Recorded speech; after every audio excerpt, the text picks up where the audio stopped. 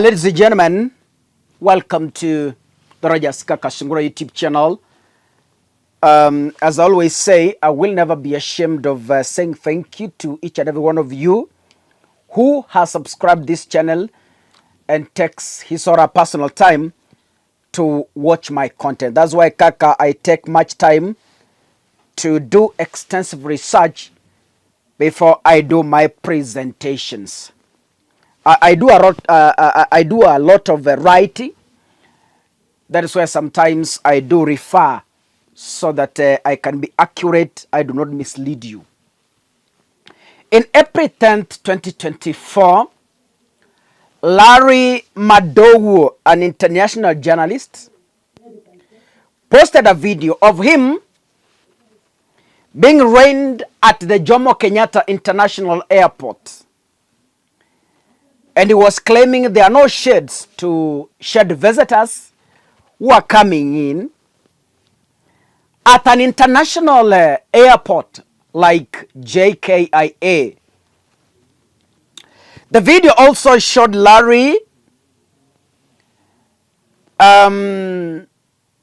walking in the airport, and there were a lot of flats. So months ago, you also saw a video leaking of the JKIA roof that was leaking. It was raining. The shelter's visitors were being rained on, and it was all shameful seeing such from a respected country, Kenya. There has been two incidents. One, the incident of a flooded JKIA. Incident number two, an international airport without sheds. Number three, an international airport, a roof leaking, and unfortunately leaking on the luggages of international visitors and local visitors who had arrived. Now, instead of working on the JKIA drainage itself, instead of even repairing the roof, Ruto has the audacity to donate 132 million to Sudan to cushion the Sudanese who have been affected by the ongoing civil war. Yani, hatuwezi toa pesa kufanya repair kwa leakage ya international airport. Hatuwezi toa pesa ya kutengeneza standard drainage in an international airport.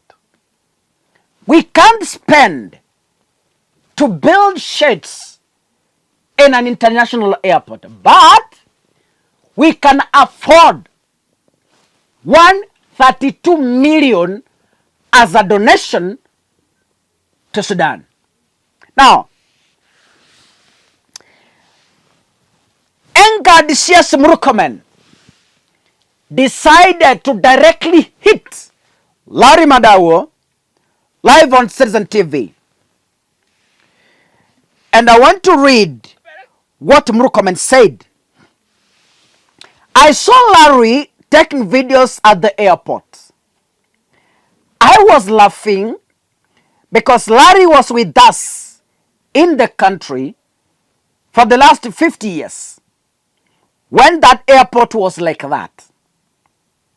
Suddenly, because he lives in Maju, his eyes are open and realizes that there is no shade when you exit JKIA. It is not news that JKIA does not have a canopy for shielding passengers. It is a fact. I want to tell Kenyans that by the time we are going to the next elections, we will have a new terminal, at least complete or almost complete, that will make JKIA more competitive airport with facilities that are enviable and make us an aviation hub. Now, on this issue, Murkomen didn't stop there. He proceeded to Facebook and was replying to Larry Madawo. The good news is that under this government, we will sort out the airport as indicated in the post you've shared. But bro, find out also something positive about your country and post it. You are underestimating the global voice you have and focusing only on the negatives. There are so many positive things happening and which have happened in the last 50 years. Even as you point out the areas of improvement, be a drum measure for positivity, unless of course you want the world to assume that you were rescued from a primitive society. From this post, internet never forgets. Larry had to remind Kipchumba Murkomen what he was writing in 2014 while he was a senator. And this is what Kipchumba was writing. The traffic jam at JKIA gate is terrible. The airport ain't looking international. This is Murkomen writing in 2014. But because he has been brainwashed by Ruto, he thinks when Larry is pointing out the same mistake, he is doing injustice to the Republic of Kenya. But at that time, Kipchumba was against the Jubilee government that was being led by Uhuru Kenyatta. But you see, he is today standing and telling us that Larry is writing negative about this country when the same Murkomen in 2014 was writing negative about his own country. He proceeded to write, those are past posts. You can never quite tell the magnitude of the JKIA disaster unless you're working, doing business or traveling via JKIA. Murkomen pointed out the mistake and is arguing that by that time that you can't tell the magnitude of the JKIA disaster unless you're working, doing business or traveling. Now, when Larry, who is working and traveling for JKIA, is pointing out the same mistake, where is Kipchumba bitter? A brainwashed mind. When people join the government, I don't know where they leave their senses. Mudavadi alikuwa anatuambia bottom up, akageuza chupa akasema bottom up, bottoms up. But it's the same guy today worshipping and praising the same bottoms up, brainwashed mind. The same Kipchumba continued to write. Breaking news. The air traffic controllers on a go slow. Inordinate delays experienced in JKIA. In short, before Kipchumba joined this rogue government, he used to write negative and he used to point out the mess at the JKIA. But because he has joined the rogue government, he is blind and he can't see. Because he is responsible now. That time he wasn't responsible. That is why he was throwing tweets everywhere.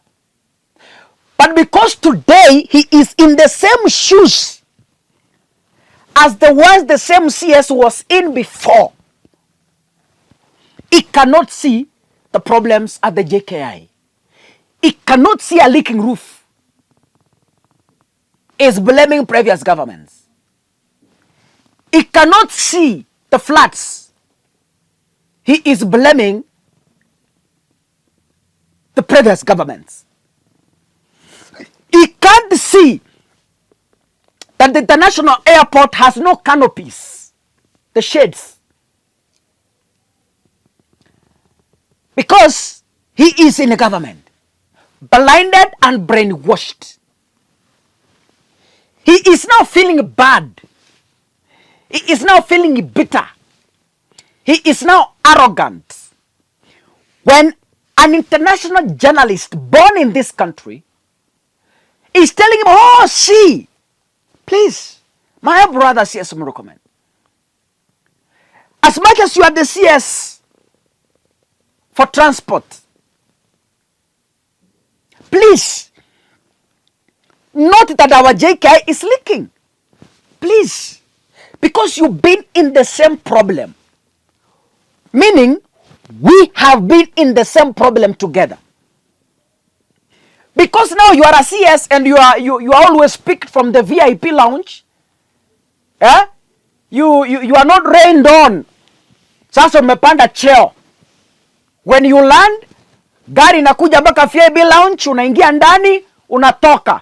You have never been, but that time ulikuwa unanyeshewa. That is when you saw that mistake.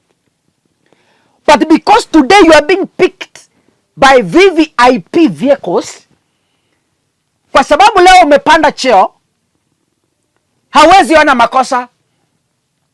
And now you are ready to abuse, undermine, degrade, harass, and threaten a journalist who is pointing out the same very mistake that you used to point out years ago when you had not joined this criminal gang.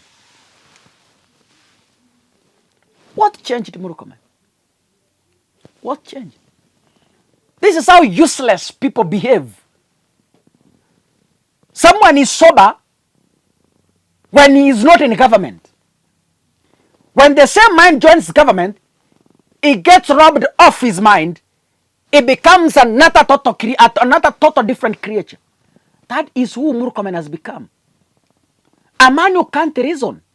A man who can't see the mess at JKIA, defending the mess instead of taking responsibility. You could have accepted, carried the mistake, and promise to rectify it. Because you are in charge now. Own the mistake. Tell Lord, thank you for bringing this to our attention. We shall rectify. Instead of embarrassing yourself on media. Lord, amekugonga. Anyway, that is your government. God bless you, ladies and gentlemen. See you in the next video. Asanteni sana. Mungu abariki.